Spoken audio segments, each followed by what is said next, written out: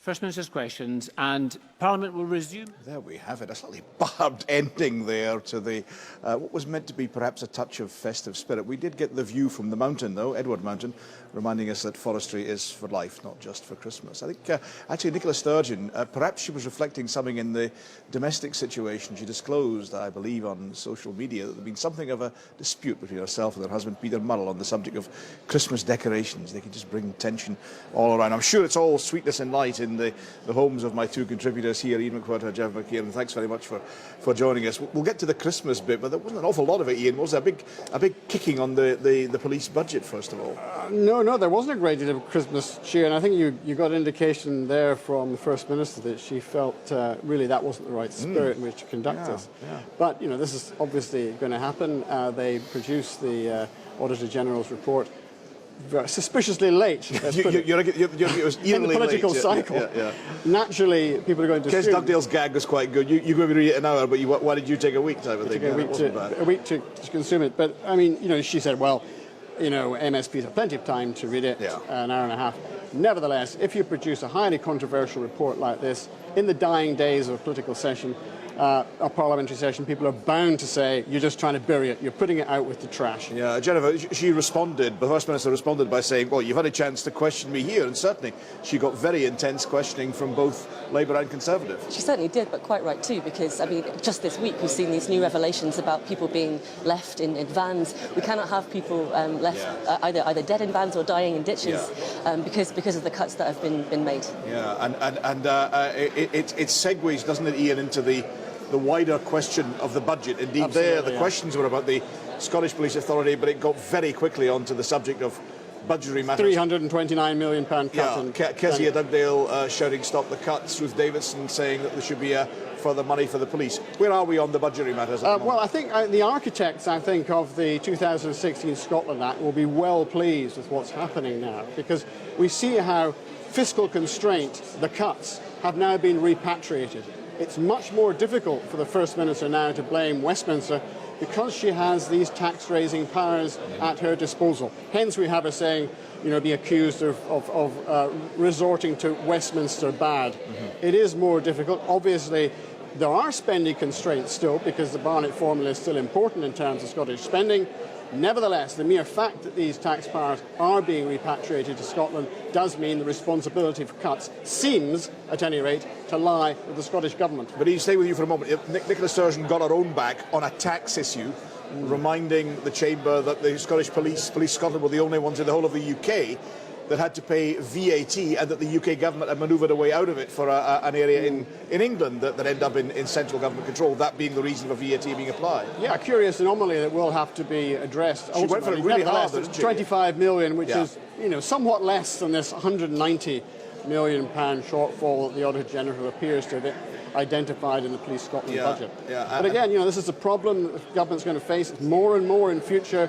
The opposition parties are going to be laying the blame for cuts very much on the Scottish government, even though, to be fair to them, they don't have entire control of their fiscal resources. And Jennifer, on the police again, the argument was that there had been improvement methods put in place, but they had not yet had the time to bring about sufficient impact. There's not really much you can say on that. You have to just go with what the Auditor General said, which is that things are not progressing at a fast enough pace. Yeah, and keep it at that. Let's turn to another subject that was raised, Jennifer, by Willie Rennie, a subject he has made his own, the provision of care for those with mental health problems, and in this case he was dealing particularly with prisons. Yes, the Parliament suicide rate is, of course, terrifying. We obviously need to be taking much greater care of prisoners, and I would suggest that maybe we need to see some more investment there. Yeah, Ian, it's one that Willie Rennie really has pursued very vigorously, isn't it? Well, it's actually quite interesting because there's a big increase in the age profile of offenders. We saw that the paedophile who was recently incarcerated at the age of 101.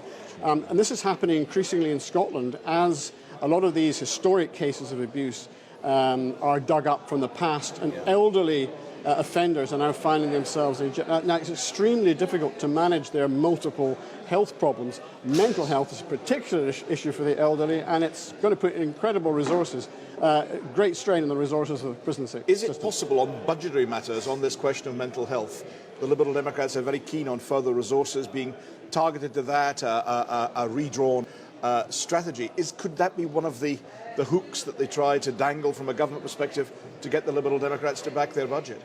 It could well be, yeah. I mean, it's become a kind of cross-party thing, this concern for mental health.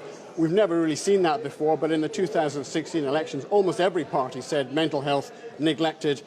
Cinderella service, we've got to start taking it seriously. Yeah, and Jennifer, turning finally, before we go to a little bit of Christmas spirit, the oath of British values. John Mason didn't seem very keen on the idea. For obvious reasons, but I think there is something to be said about some differences that are apparent between values perhaps in Scotland and perhaps in the rest of the UK. When you look, for example, at the number of refugees that Scotland has taken in, and Nicola Sturgeon's clear leadership on immigration. She was saying, wasn't she, that this was perhaps not the way to go. She regarded it as a rather premature response to a much wider report. Yes, I think that she's probably correct on that. Yeah, Ian? Well, yeah, it's quite interesting. She didn't actually dismiss the Casey report out of hand, so she obviously sees integration as an issue, and this suspicion that different cultural groups are now not commingling. Nevertheless, I mean, you know, this is a serious issue for any nationalist. Are they going to subscribe to British values? What are British values? And should they be swearing an oath to them? But remember, they do have to swear an oath to the Queen. And you also have to remember in the Independence White Paper in 2013, they did say you're still British even after independence. You and I are both old enough to remember when Gordon Brown wrestled with this problem, the question of what are distinctly British values. Absolutely, They tried, for example, tolerance and liberty, and somebody pointed out gently, weren't the French tolerant and warm beer, George Orwell, and elderly ladies cycling. What was John Major's one? Yeah, old maid cycling. Old maid cycling to Evensong. That was exactly. It was, But it's fraught with difficulties when you come. But a serious subject nonetheless. Well, about the it's integration. a serious problem. I mean, you have oaths of allegiance in America, and that is seen as very important. And people who come to America have to subscribe to those values. Yeah. Difficulty here, of course, is that we're in a state of flux in the United Kingdom. It's a multinational state, and there will be conflicts over that. Thank you very much indeed. Join us in a couple of seconds. Just hang on, guys, because this is, of course, the season of goodwill. It's Yule, it's Christmas time and all that sort of thing. So I took a chance to ask the 5 party leaders what they wanted Santa to bring for Scotland. Well, it'd be cheeky to ask Santa for something that I'm responsible for. So I'm going to ask Santa to bring some certainty for all the EU nationals living in Scotland who now face such uncertainty because of the Brexit vote, and that's not fair given how much they contribute to Scotland. For myself, I don't ask for much. Perhaps George Clooney round for Christmas dinner, although I'd probably have to square it with Peter. I think what Scotland really needs from Santa this year is a bit of a break from referenda, a break from politicians like me telling folk how to behave at Christmas and to lay off the booze and mince pies, and also a break for our national football team. Maybe an extra 6 points from Santa might be quite nice in our qualifying group. This Christmas, what I would like for Scotland is an end to all the division in our politics. Whether you're yes or no, rich or poor, I hope we can leave those arguments of the past behind us. And I think Christmas is a time to reflect and to focus on what really matters. What do I want for myself? A pair of new running shoes so I can start the new year with a fresh kick. I would like Santa to bring Scotland free membership of a Europe-wide club that will protect our economic, environmental and workplace rights. And if we get that, then I'll probably need some free language lessons as well. What I want Santa to bring Scotland for Christmas is a big investment in education, so we've got the best education system in the world again. But a pair of running shoes for me would do fine too. A pair of running shoes for Willie. I'm getting to the festive spirit here, ho ho and all that sort of thing. Let's have a chat with my colleagues again. I know I'm trying my best, but it's not quite getting they there. do suit you very well. It's not quite Bing Crosby, is it? More Walt Disney. Bing sings in Walt Disney. Are you going to sing later? It's only the physical persuasion I can be prevented from singing. What do you make for 2017? What's lying ahead in political terms? Well, Brexit, of course. But Yeah, obviously Brexit. I mean, I think the Supreme Court ruling is going to be very interesting, very important. We're getting that in the new year. It's not just on whether the Westminster Parliament has a right to say on Brexit. It's also crucially about the constitutional status of Holyrood and whether or not, it has a right under the Sewell Convention to be consulted on the powers that are repatriated from Brussels. That's going to be tremendously important. Obviously, Brexit. Obviously, there's going to be local election results. Fortunately, not another referendum. Hopefully this year. You reckon? But what I'm really looking forward to is Donald Trump's first visit to Scotland. Oh, that should be entertaining. In fact, local government elections, Jennifer, mentioned there. They're up in May, aren't they? Yes, yeah. We're going to have this continuing tussle between the Scottish Government and local councils over funding.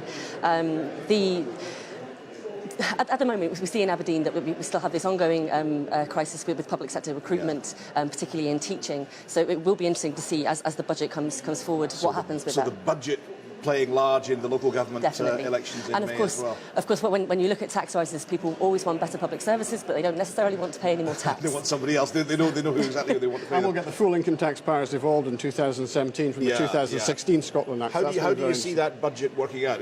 Derek Mackay's not confident at the moment. He doesn't have anybody. He needs one party to support him or abstain, and right now he hasn't got them. Well, the one thing from the First Minister's point of view, because she came under a great deal of criticism for deciding not to restore the 50 pence tax ban, not to tax the highest earners in Scotland, those earning over £150,000 a year.